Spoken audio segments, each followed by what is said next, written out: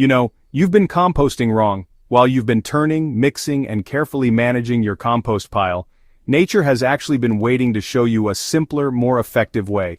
The secret isn't in those elaborate compost systems or expensive worm bins. It's really in that single banana peel, apple core, or overripe avocado skin you're about to toss.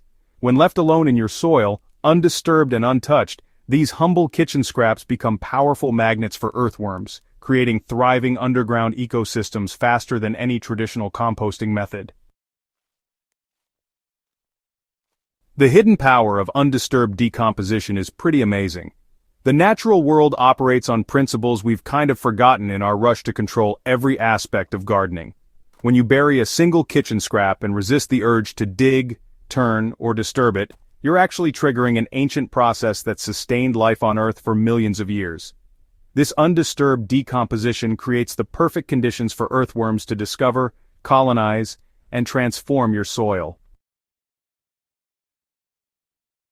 Unlike composting, which relies on aerobic bacteria and needs regular turning to keep up those oxygen levels, undisturbed decomposition works through a totally different mechanism.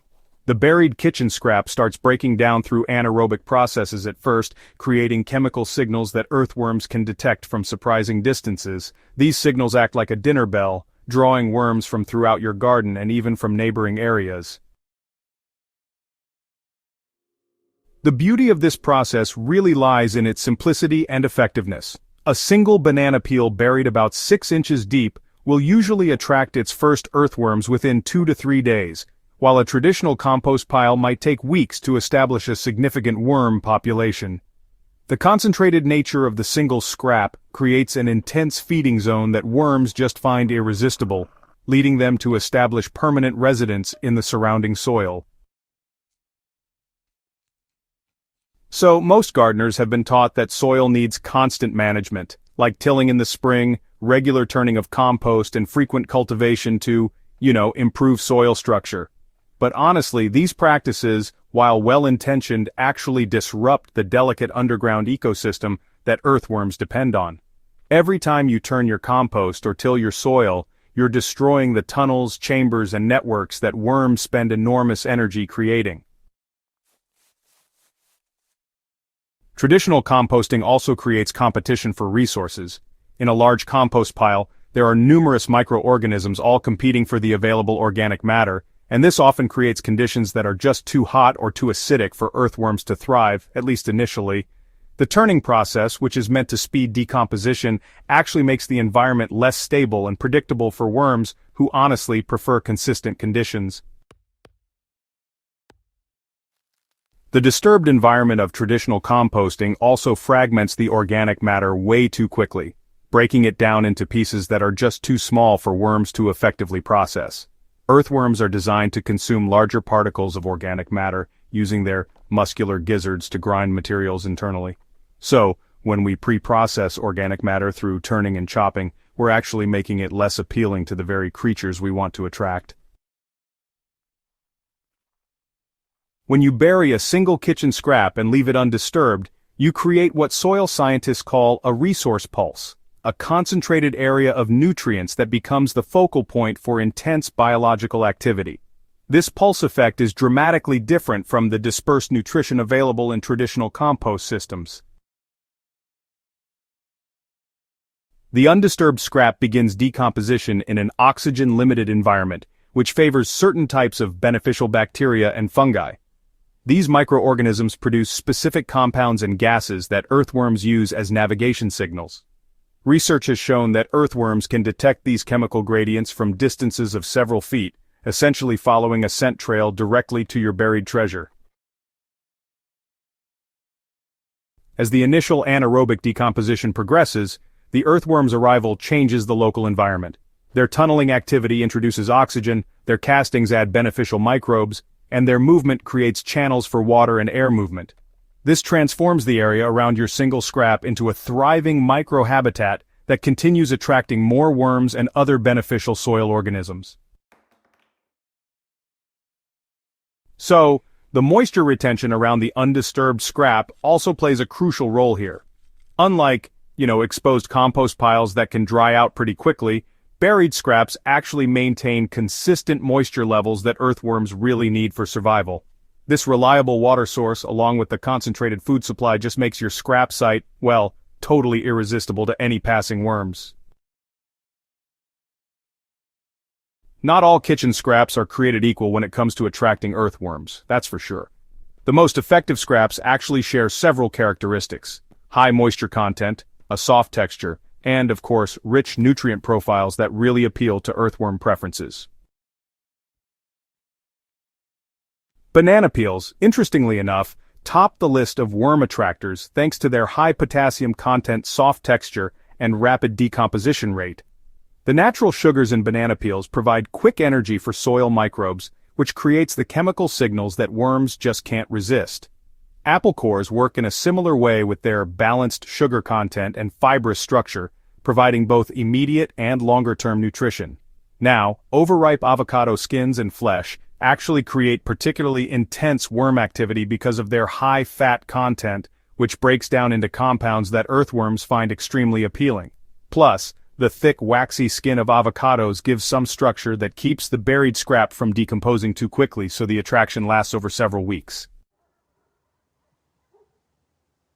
So, melon rinds, especially from watermelon and cantaloupe, actually offer another excellent option for attracting earthworms.